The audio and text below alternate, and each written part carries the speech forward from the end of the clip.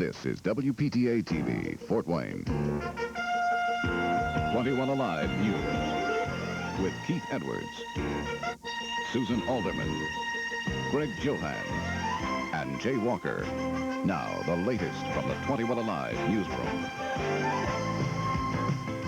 Good evening, I'm Victor Locke for Keith Edwards. And I'm Susan Alderman. Our top story, charges have been filed tonight in connection with a propane truck accident late this afternoon near Albion. The fully loaded propane gas truck turned over onto its side at the intersection of State Roads 9 and 6. Apparently, the driver lost control of the vehicle when the brakes malfunctioned as he attempted to turn at the intersection. Officials say no evacuation was needed. The only thing we did is we shut off all traffic a mile south of here and tried to minimize the traffic in the area when we uprighted the tanker truck. The driver of the truck suffered only minor injuries. He is charged with driving left of center.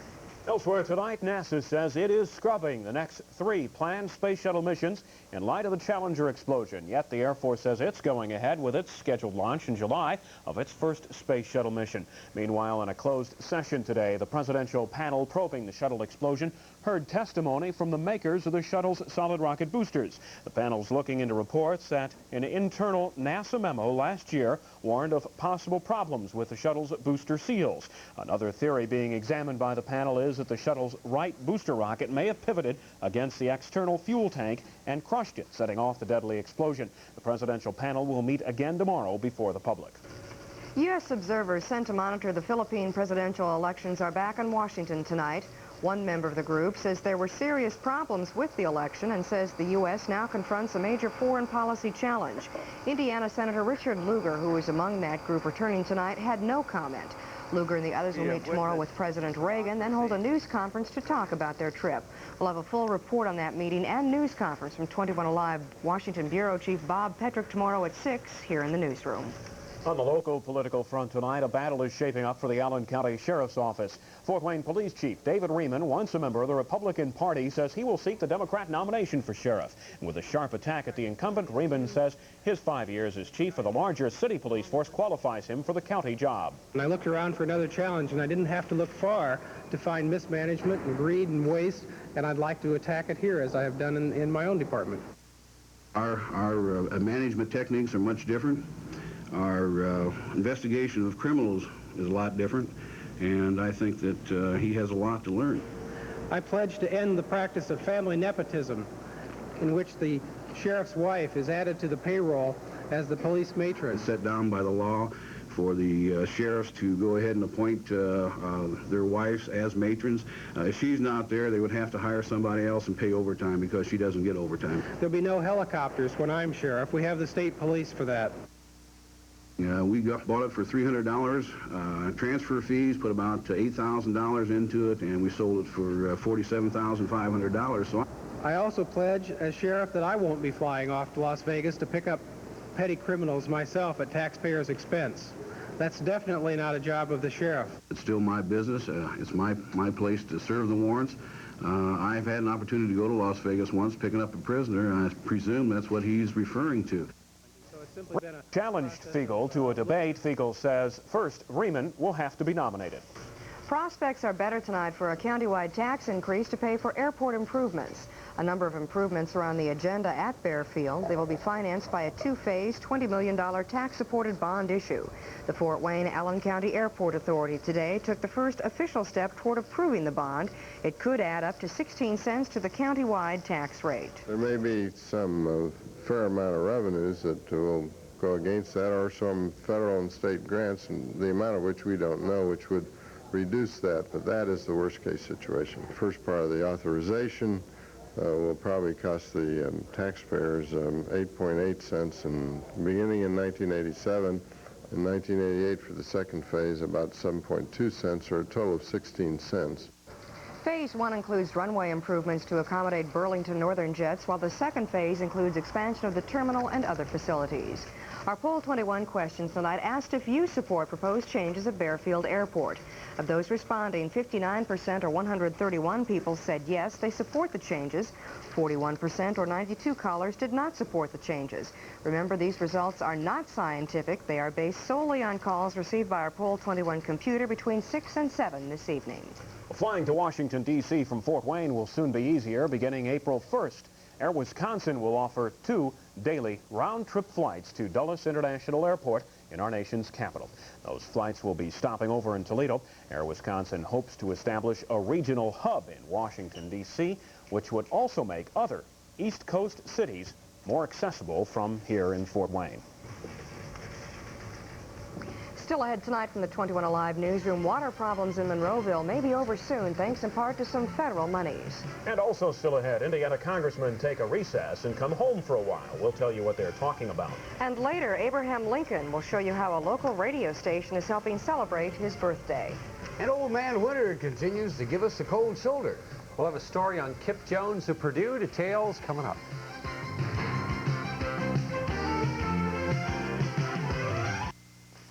They're at it again. Bob Jackson Ford and Allen County Ford are having a combined factory-authorized tax sale. 7.9% APR is available on 1986 Tempos. 7.9% APR is available on 1986 Rangers, Thunderbirds, and F-150s. Get tax sale savings with low monthly payments on front-wheel drive Escorts, 4x4s, and vans. Allen County Ford and Bob Jackson Ford have hundreds of quality used cars, trucks, and vans that must be sold before the tax deadline. If you're looking for savings, go where the selection is. Bob Jackson Ford and Allen County Ford. Come on, baby, let the sky explode. So many sheets for all the times you blow. Come on, baby, let those tissues go.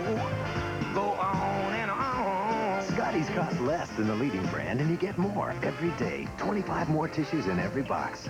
Go on and on. Scotty's Scott Towel, Scott Tissue, and Scott Economy Pack napkins. The Scott Value products go a long way and save you money. Go on and on.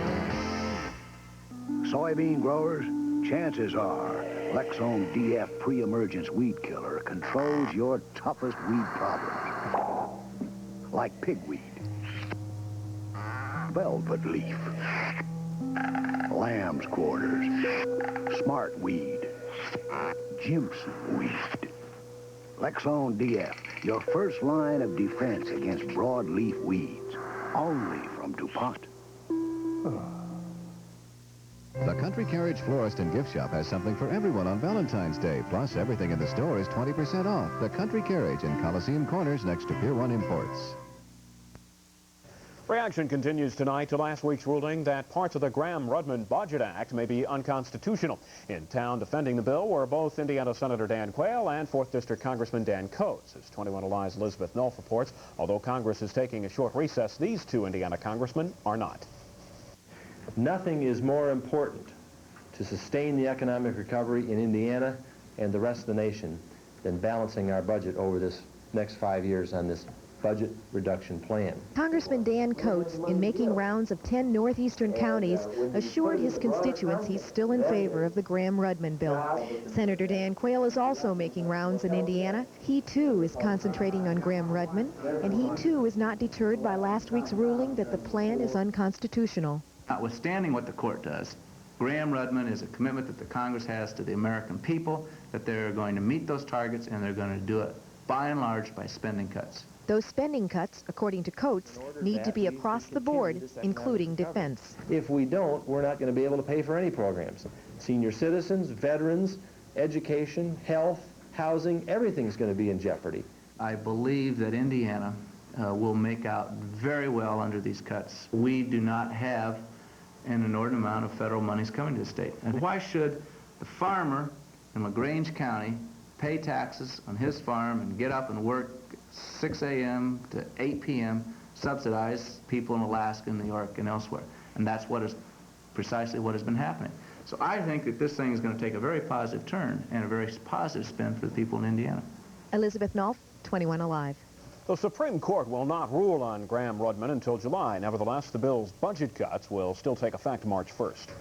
The water faucets in Monroeville don't always flow smoothly. An average of 27 times a year, the town's antiquated water lines spring a leak somewhere.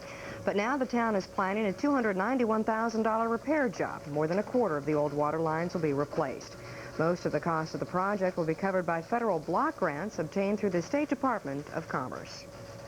We worked closely with Roy Hosfeld and the town board in preparing a good application. We were confident they had a good chance when we went after it. Officials hope to have the project completed by this fall. Jay Walker will be along to join us here in the newsroom next. He says we're in for another cold night. His forecast is coming up.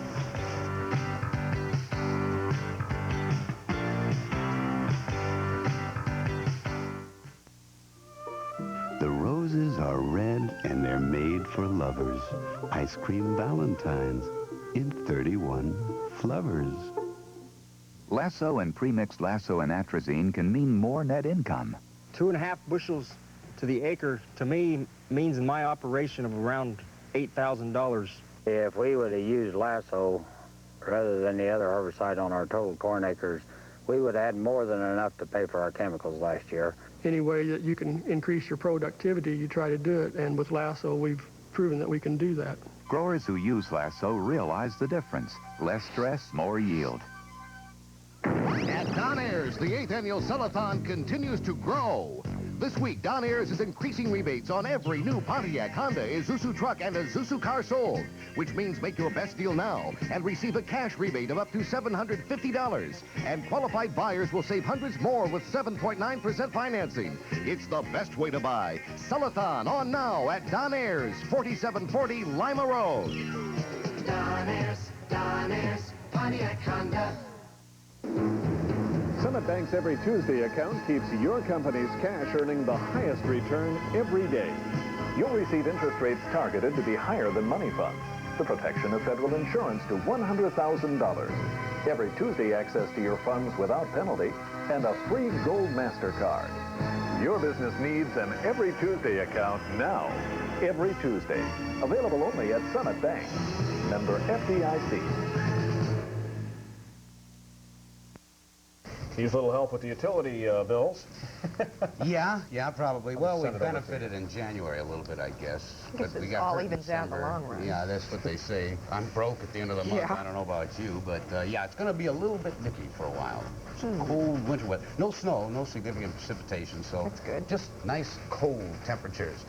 Currently in the Summit City, we've got 15 degrees. Winds out of the north at 6. Our humidity is at 80% with the barometer holding steady at 30.14. No precipitation has been recorded at Bear Field. The only significant precipitation around the state at this time is located down in the southern part of Indiana. They're getting some heavy snows down around Evansville, up to 1 to 3 inches in some areas. We do have a traveler's advisory in effect for all of southern Indiana as they expect about 1 to 3 inches of snow within this area. Temperatures around the Hoosier State rather cold, mostly in the teens through the northern and central part of the state. In fact, into the teens throughout most of the southern part of the state. They're right around 20 degrees in southern Indiana. Over in western Ohio, readings in the upper teens, while up into the tri-state area, as you can see, temperatures hovering right around the mid-teens down to the 10-degree mark. Out west, the western view of the satellite picture, clear to partly cloudy skies throughout most of the far western part of the nation, although we do have cloudy skies moving through the central Rockies into the central plain states.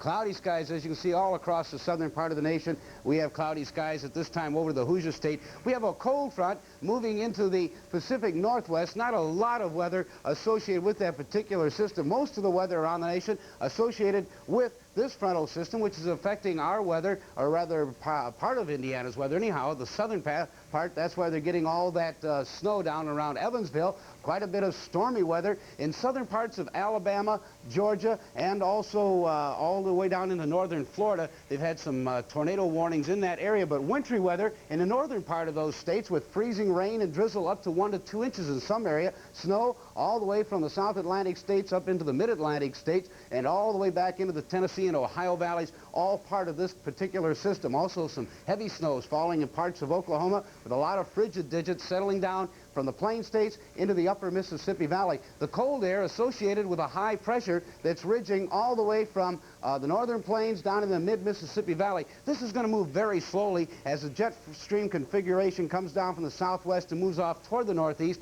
This high pressure ridge is not being caught up into the jet stream flow, which means it's going to move very slowly toward the southeast. It'll be affecting our weather at least through the middle of the week into the end of the week. Temperatures, some mighty cold digits up at Alliance, Nebraska, 30 below zero, almost 115 degrees difference between the nation's low and the nation's high of 87 in Fort Lauderdale and Vero Beach, Florida. Our weather maker will continue to be this high pressure. This system moves well off to the southeast by tomorrow. As you can see, we'll be really in no significant threat of any precipitation. What we expect is a lot of cold air, and here's how my forecast looks. Tonight we'll see some clouds. Low will drop to about 4. Then for tomorrow, look for partly sunny skies, high of about 18. For tomorrow night, it's going to get cold, low 2 below with decreasing cloudiness. Our coldest night will probably be Thursday. Wednesday, look for sunshine with a high of about 16, mostly sunny skies Wednesday. Thursday and Friday, temperatures still remaining cold, but plenty of sunshine, really. You need to keep bundled up. The sun will help. Yeah, and we won't get much wind either, so that'll ease it a bit. Great. Thanks. Well, cold weather, cuts in federal aid, and an increase last month in unemployment have all brought an urgent call for help. Sponsors of Project 25, a local program which provides housing, utility, medical, and food assistance to those in need, say resources to provide that help are drying up. In 4 years, Project 25 has raised $457,000 quarter by quarter. Sponsors are asking anyone who can to donate through area churches or at any Anthony Wayne Bank. There's more to come from the newsroom. When we return, we'll have the first of 2 reports on a local tribute to Abraham Lincoln. Stay with us.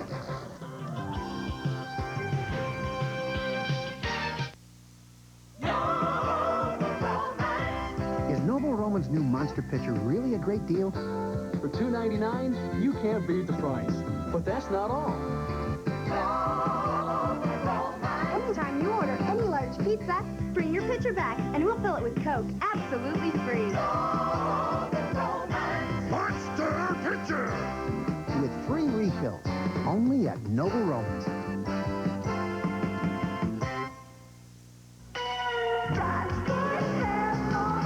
More fun than anybody. Just choose your deal. Choose unbeatable 7-9 financing on selected full-size Ram, Tough 2, and 4-wheel drive pickups. Plus, save up to $800 with available Prospector packages, and they're backed by the longest standard truck warranty offered. Or choose unbeatable 7-9 truck financing on Dodge's rugged little imported Ram 50. For work or play that can't be beat. It's the more ways to save sale. Just choose your deal while they last. From the fun ones. That's good, that's good, that's good. Planting soybeans conservation till saves me topsoil, moisture, and money.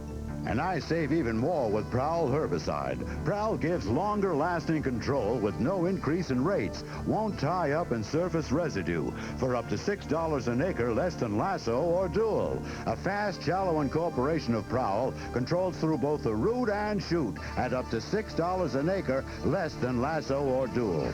Prowl, your best herbicide value.